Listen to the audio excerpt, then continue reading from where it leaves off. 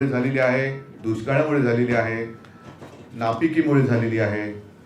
तिथे सरकार काही लक्ष द्यायला तयार नाही, तो एक मुद्दा आहे. त्याच्यानंतर मुंबईसाठी जो अत्यंत महत्त्वाचा मुद्दा आहे त्याच्यावरती सुद्धा मी येणार आहे.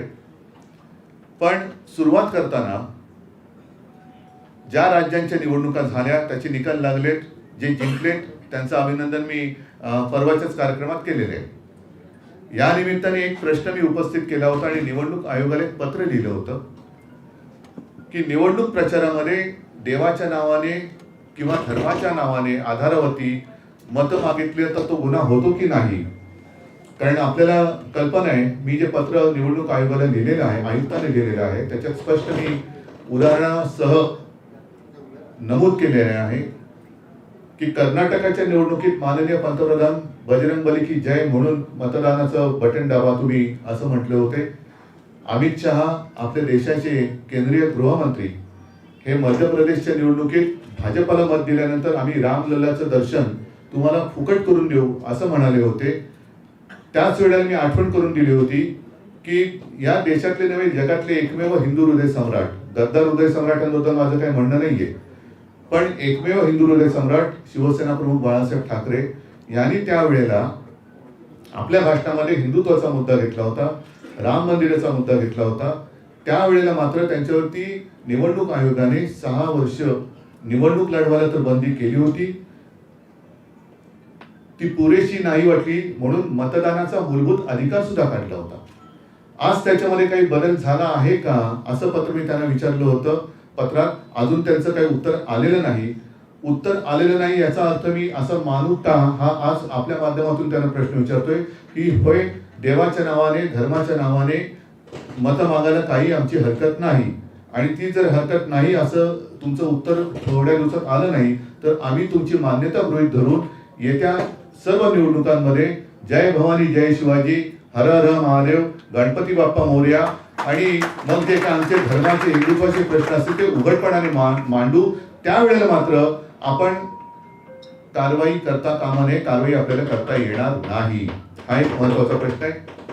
दुसरा, शेतकऱ्यांची अवस्था फार वाईट आहे. सरकार आपले दारी म्हणून जो काही बोगसपणा चाललेला होता तो आता बंद पडलेला आहे, कारण कोणी त्यांना दारात पण उभं करायला तयार नाहीये.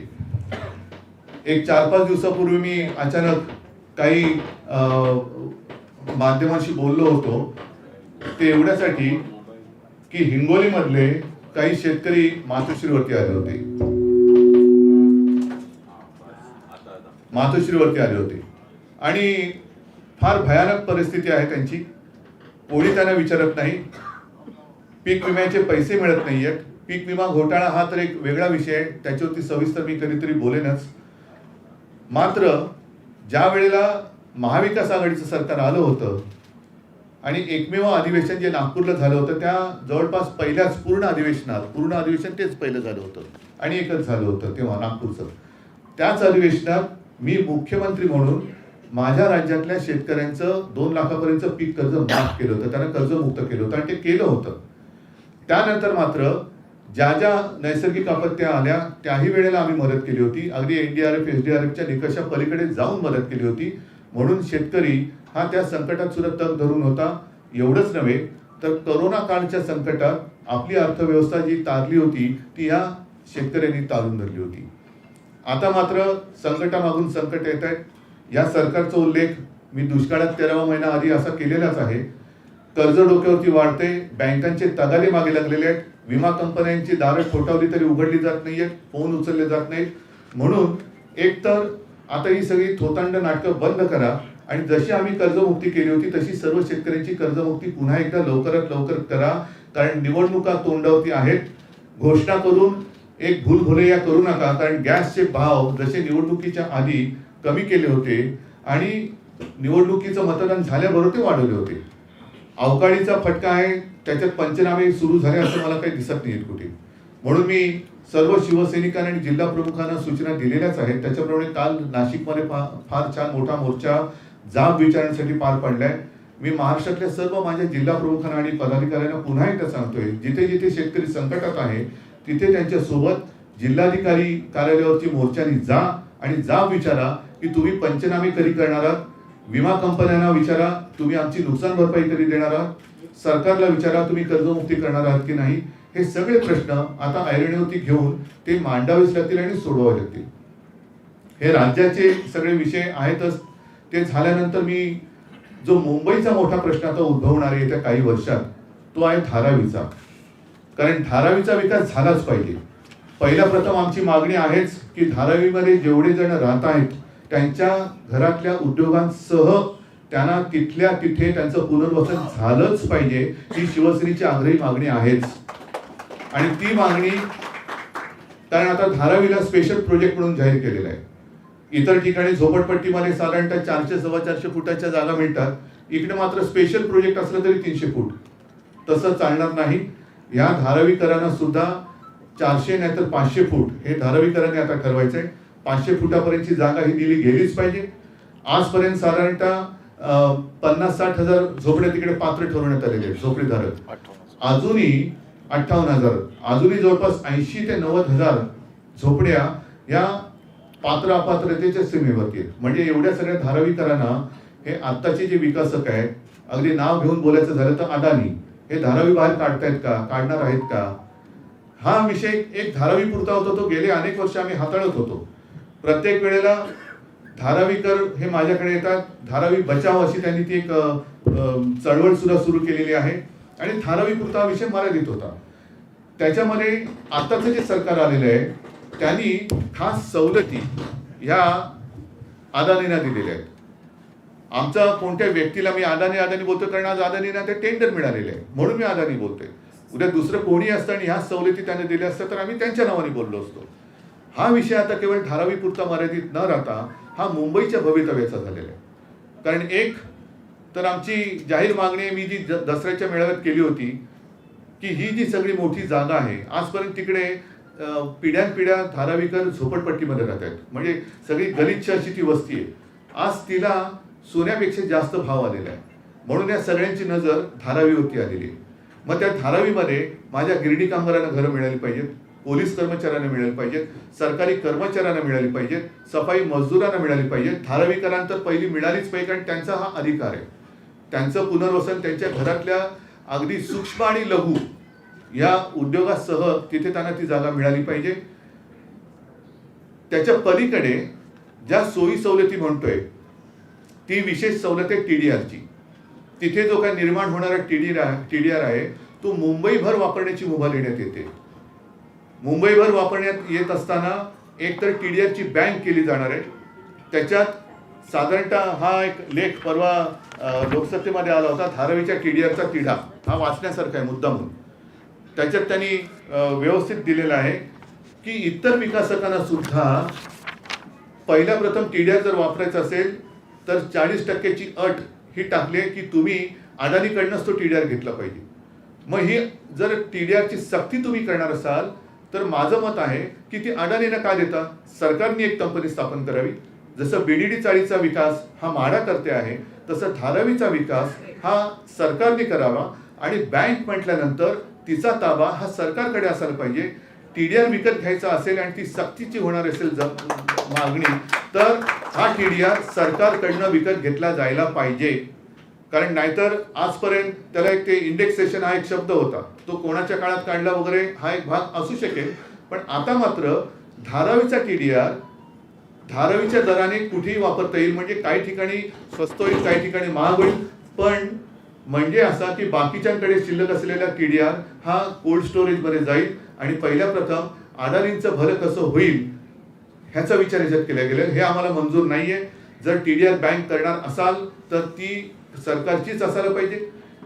एक तर हा TDR कोणत्या आधारावरती तुम्ही गृहीत धरलेला आहे त्याचं काही नाही, कारण अजून धारावीमध्ये सर्वेच झालेला नाहीये.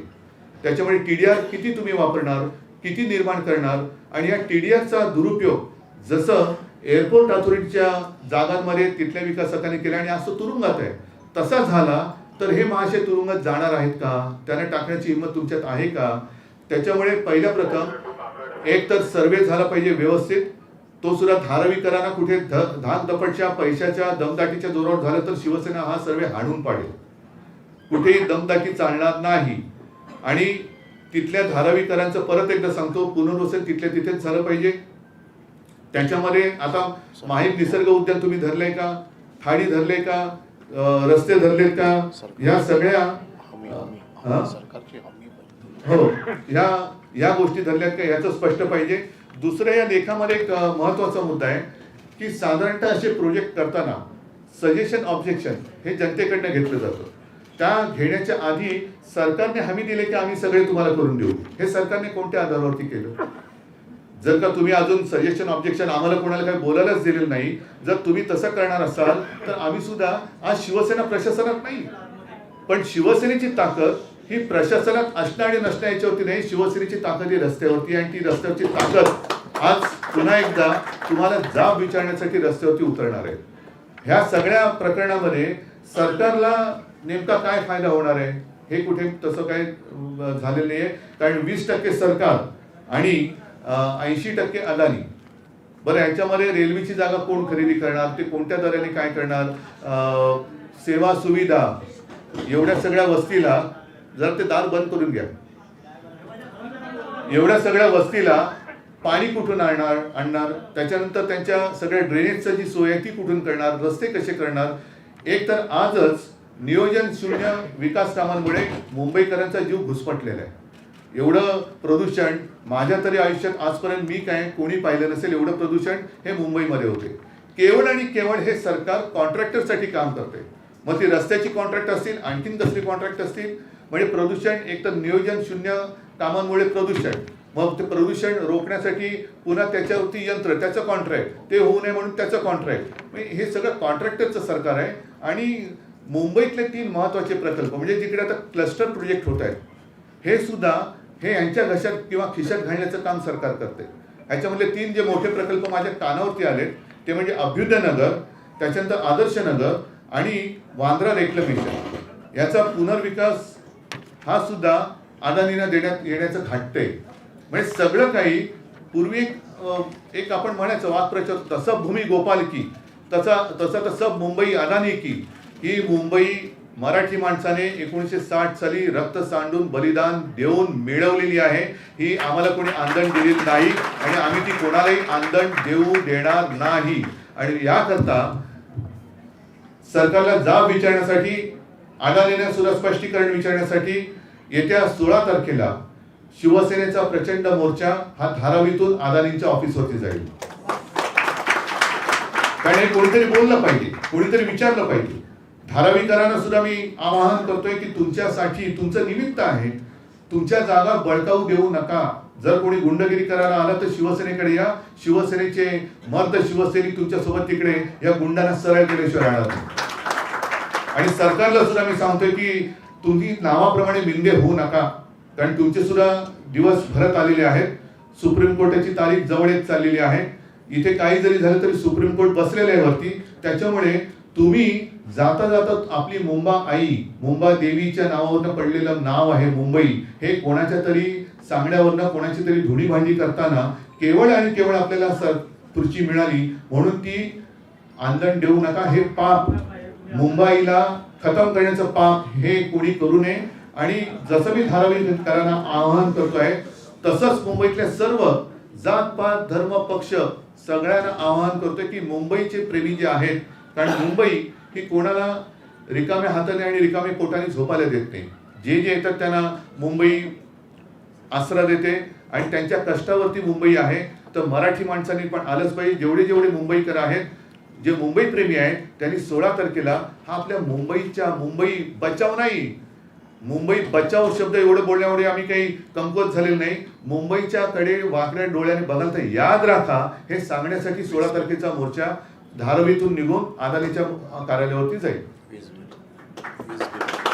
आणि दुसरा पण मुद्दा आहे, कारण आता जसं हे प्रकल्प एक त्यांच्या घशात घालतात तसं वीज बिलं सुद्धा अमाप यायला लागलेली आहे. तो वीज बिलाचा सुद्धा जो प्रश्न आहे तो मुंबईभरांचा आहे आणि तो सुद्धा त्याचं सुद्धा कॉन्ट्रॅक्ट किंवा ते सुद्धा काम अदानीच करण्याचं आहे. त्याच्यामुळे सगळ्याच एकदा सोक्षमोक्ष आता लावायची वेळ आलेली आहे की मुंबईकरांनी नुसते कष्टच उपसत बसायचे का?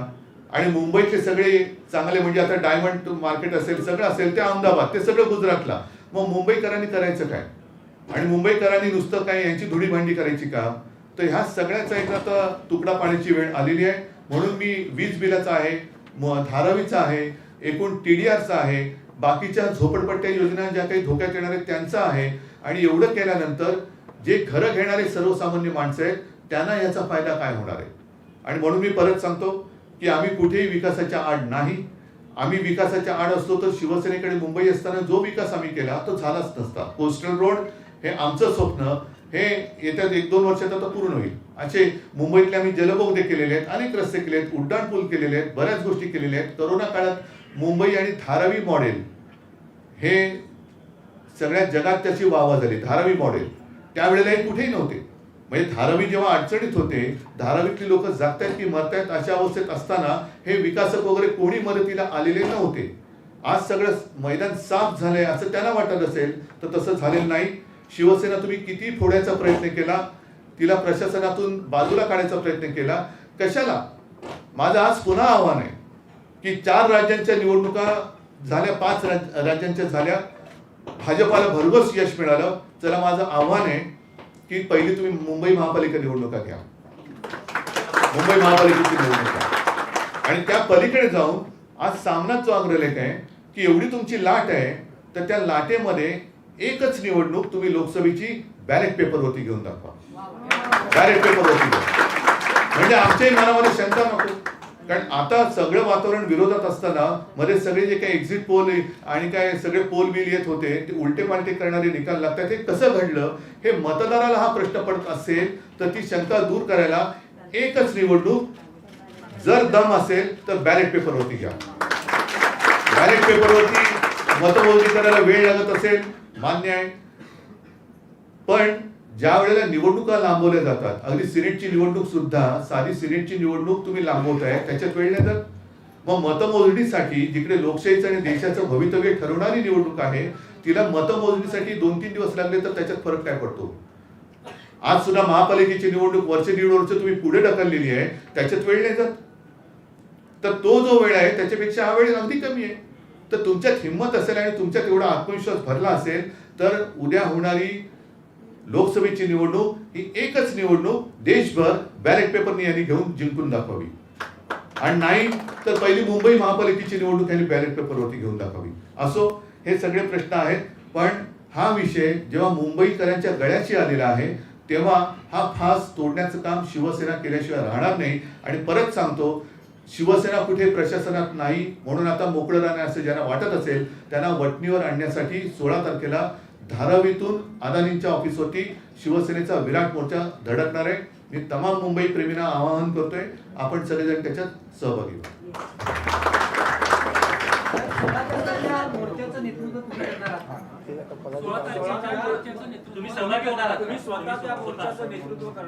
मला आता तुम्ही करताय, मी माझी हरकत नाही. तुम्ही करणार असाल तर तुम्ही करा, मुंबई प्रेमींनी करावं, मी तर करणारच आहे. या मोर्चाचं नेतृत्व मी करणार, पण तुमची तयारी असेल आणि तुम्ही करत असाल तुम्ही जरूर करा. वेळ किती झाली? 3. हा, 16 तारखेला दुपारी 3 वाजता धारावीतून हा मोर्चा निघेल.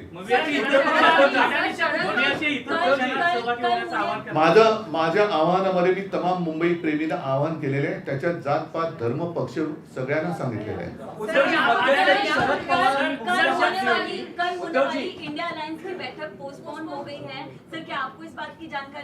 मैं 16 तारीख को मोर्चा में आने के लिए आपको भी आमंत्रित करता हूँ, क्योंकि मुंबई का विषय है, धारावी का विषय है, तो आप भी उसमें आइए.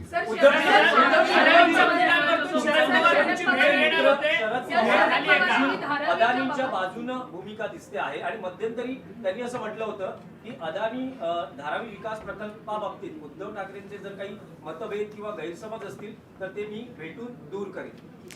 माझे गैरसमज असावेत अशीच माझी इच्छा आहे की हे जे काय सगळं मी मांडलेलं आहे, हा सुद्धा पेपरमध्ये आलेला हा लेख आहे, हा सुद्धा तुम्ही वाचा. हे सगळे माझे गैरसमज असावे आणि इतरांना जशा काही गोष्टी बंधनकारक आहेत तशा अदानींना सुद्धा असाव्यात आणि त्याने दिलेल्या सवलती हा माझा गैरसमज असावा अशी माझी प्रामाणिक इच्छा आहे.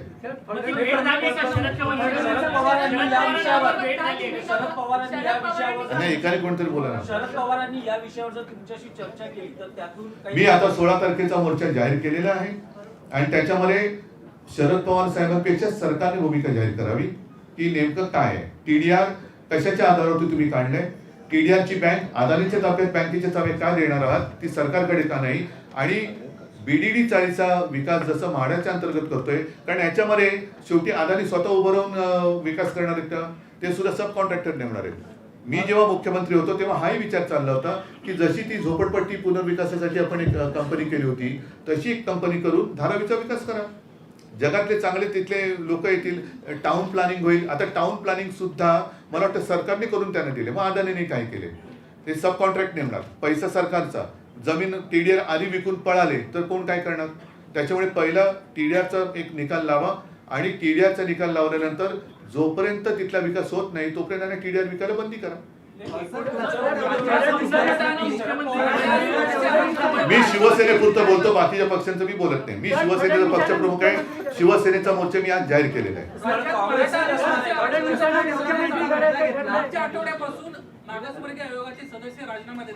मला असं वाटतं की ते सगळे विषय आज मी ह्याच्यात गुंतागुंत करत नाही.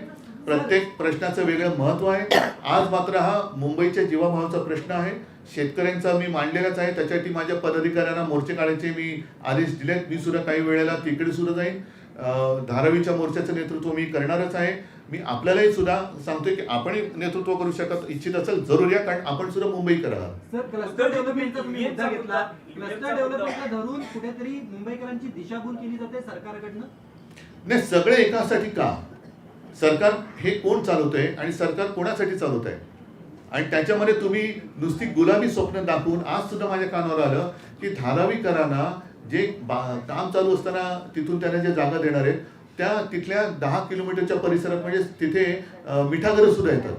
मग एकदा तिकडे घरं दिल्यानंतर परत तिकडे त्यांना घरं देणार का? तर तिथल्या तिथे घरं, जसं BDD मध्ये आम्ही केलं होतं, सुरू केलं, तसं तुम्ही धारावीत करा.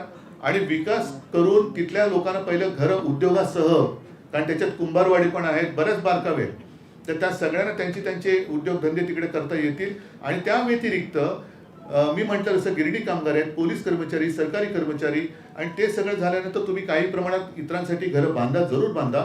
पण जे माझ्या मुंबईचं आर्थिक केंद्र गुजरातला पडलं होतं तसं एक आर्थिक केंद्र मला धारावीत पाहिजे.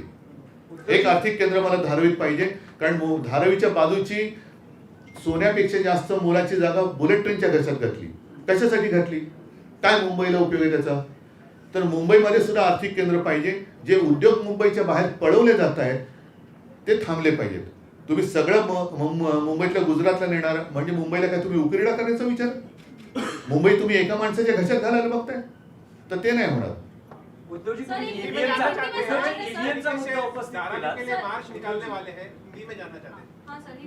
मैंने जैसे कहा कि सारी बातें सिर्फ अदानी के लिए की जा रही है ऐसे लग रहा है.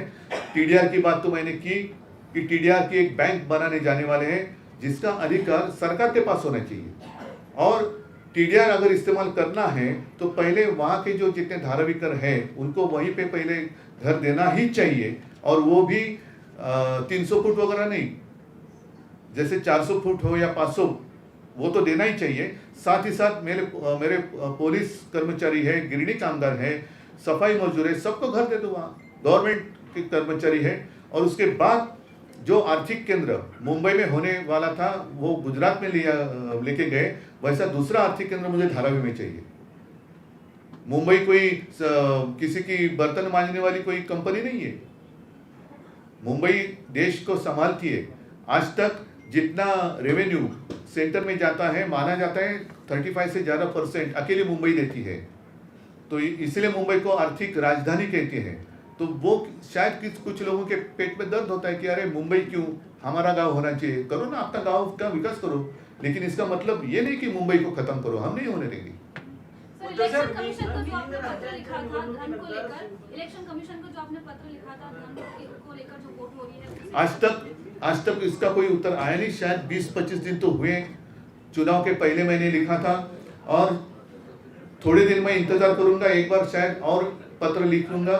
लेकिन इलेक्शन कमीशन से कोई जवाब नहीं आया तो मैं मान लूंगा कि अब मैं भी आगे आने वाले चुनाव में जय शिवाजी, जय भवानी, हर हर महादेव, गणपति बप्पा मोरया, हिंदुत्व का प्रचार कर कर अगर वोट मांगू तो वो अपराध नहीं होगा. सर, एक चौंकाने वाला रिपोर्ट सामने आया है नेशनल क्राइम रिकॉर्ड ब्यूरो का, जिसमें बताया गया है 2022 में सबसे ज्यादा जो अपराध महिलाओं के प्रति हुए हैं वो मुंबई शहर दूसरा है और महाराष्ट्र राज्य दूसरा है। और अगर पहले की बात करें तो उत्तर प्रदेश राज्य पहला है और पहला शहर दिल्ली है। तो 2022 में 6000 से अधिक अपराध महिलाओं के खिलाफ हुए हैं मुंबई शहर में। क्या कहना चाहेंगे इसे लेकर? और क्या कहना चाहिए, कहने की जरूरत ही नहीं है। मैंने उस वक्त कहा था, मराठी में बोललो होतो की सरकार चालवायला नालायक आहे। दूसरा शब्द क्या है मुझे बताओ।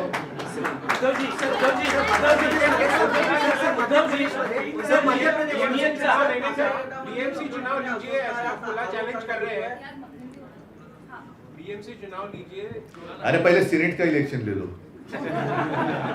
सर, मध्य प्रदेशमध्ये लाडली बहिणा प्रभावी ठरली, महाराष्ट्रामध्ये पण केंद्र सरकारच्या मला कळलं, जरा परत जरा। मध्य प्रदेशमध्ये लाडली बहिणा हिचा प्रभाव ठरला, परिणाम दिसला। केंद्र सरकारच्या पण राज्यात मोठ्या प्रमाणात महिलांसाठी नहीं, लाडली बहना ठीक है, पर लाडली बहनाला हा जो प्रश्न होता कि गए साल मुंबई में ज्यादा से ज्यादा मुंबई नंबर 2 पर है, महिलाओं के ऊपर अत्याचार हुए हैं। तो लाडली बहना ये जो बात है, मध्य प्रदेश में शायद उसका उपयोग या ये हुआ होगा, मणिपुर में क्यों नहीं हो रहा है, महाराष्ट्र में क्यों नहीं हो रहा है? क्या उनकी सब बहना बहना होती है प्रश्न अर्धवट आहे। हो, पण म्हणूनच माझं काय म्हणणं आहे की लाडली बहिणा जर मध्य प्रदेशमध्ये यशस्वी झाले असेल तर मुंबईमध्ये, आता आपण प्रश्न विचारला, महिलांच्या अत्याचारात मुंबई नंबर 2 हे लज्जास्पद आहे का? इकडे इथल्या महिला बहिणी नाही आहेत आपल्या?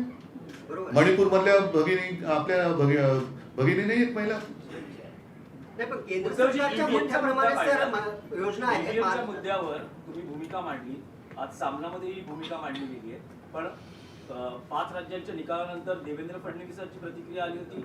ते म्हणाले होते की आता भाजपच्या विजयानंतर EVM वर खापर फोडलं जाईल, तर तेच आता पुन्हा सुरू झालं। माझं म्हणणं तेच आहे। ऐका एक मिनिट, एकच फक्त साहेब माझा एक प्रश्न पूर्ण होते की जेव्हा विरोधी पक्ष जिंकतात तेव्हा ईव्हीएमच्या बाबतीत भूमिका नसते, पण भाजप जेव्हा जिंकतो, ऐका एक मिनिट ऐका। महापालिकेत म्हणून माझं मत असं आहे की एकदा याचा विषय संपवून टाका, कारण ज्या वेळेला काँग्रेस जिंकत होते तेव्हा इथलेच हे जे आता मध्ये ज्यांचे काही चित्रफिती आपल्या माध्यमातून आल्या होत्या तेच ईव्हीएमच्या विरोधात लढत होते, त्यांनीच आम्हाला एक प्रेझेंटेशन दिलं होतं। तर हे उघड सत्य आहे।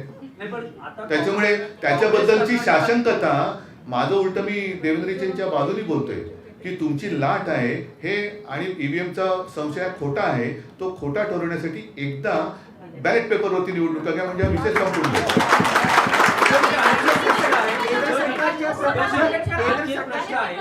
राहुल गांधींनी जे पंतप्रधान नरेंद्र मोदींच्या बाबतीत विधान केलं होतं, त्यांचा पनौती जो उल्लेख केला होता, त्याचा फटका 5 राज्यांच्या निकालांमध्ये आपल्याला पाहायला मिळाला। नाही, मी त्या राज्यात काही फिरलेलो नाही, त्याच्यामुळे मी त्याच्याबद्दल बोलत नाही।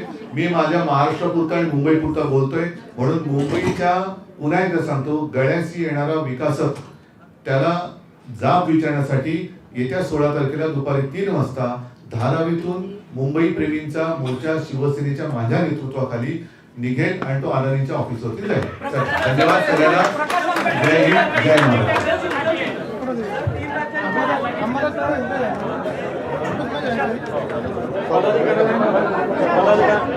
सर्व शिवसेना पदाधिकाऱ्यांनी इथं थांबायचं आहे।